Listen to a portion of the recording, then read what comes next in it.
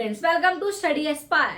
So our today's topic is market structure को आप किस बेसिस पे कैसे क्लासिफाई करोगे। So second basis is nature of the commodity.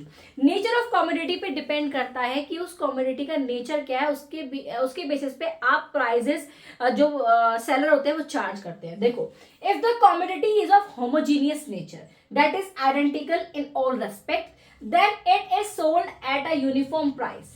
ठीक है, जब होमोजीनियस नेचर का होगा, homogeneous nature means similar, same, ठीक है, आइडेंटिकल होगा तो वो क्या होगा, यूनिफॉर्म प्राइस पे चार्ज होगा। But however if the commodity is of differentiated nature like different brands of soap then it may be sold at different prices. देखो, बहुत आसान लैंग्वेज में समझाती हूँ। देखो, एग्जाम्पल लिया हमने सोप बेटा लक्स की भी आती है, सिंथोल की भी आती है, अलग अलग ब्रांड्स की आती है।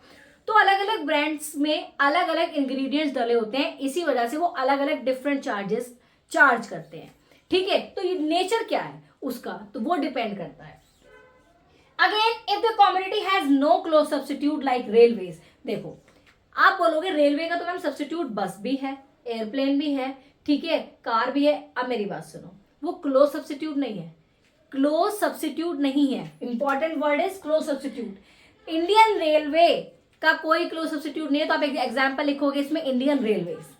Then the seller can charge higher price from the buyer. अब क्या होता है, अब रेलवे का प्राइस है, जैसे कि जो भी टिकट का प्राइस है वो वही रहेगा। आप उसमें बार्गेनिंग तो नहीं करोगे ना, थोड़ा सा कम कर लो, ऐसे तो नहीं करोगे ना।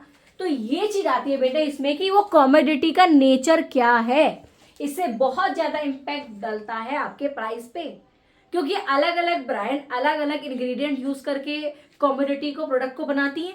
तो ऑब्वियस सी बात है, चार्ज भी अलग अलग करेंगे। किसी में सामान ज्यादा डाला है महंगा, किसी में सस्ता डाला है, ठीक है, अकॉर्डिंग टू देयर ब्रांड्स। ठीक है, तो आप इसमें क्या लिखोगे, if the commodity is of homogeneous nature. Homogeneous का मतलब क्या है मेरे बेटा, सिमिलर, जिसको हम आइडेंटिकल भी कहते हैं in all respect, then it is sold at uniform price. Uniform price पे सेल होगा। बट अगर कमोडिटी डिफरेंशिएटेड नेचर की हुई, कि आप डिफरेंशिएट कर पा रहे हो क्योंकि उसमें जो इंग्रेडिएंट्स है क्या डले हैं, तो उस पर आप डिफरेंट प्राइस को चार्ज करोगे, like different brand of soap that it may be sold at different prices. Again, if the commodity has no close substitute like railways, then the seller can charge higher price from the buyers. I hope आपको clearly समझ में आ गया होगा।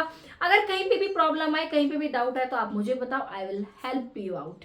तो thank you so much for watching. मिलते हैं आपको next video में।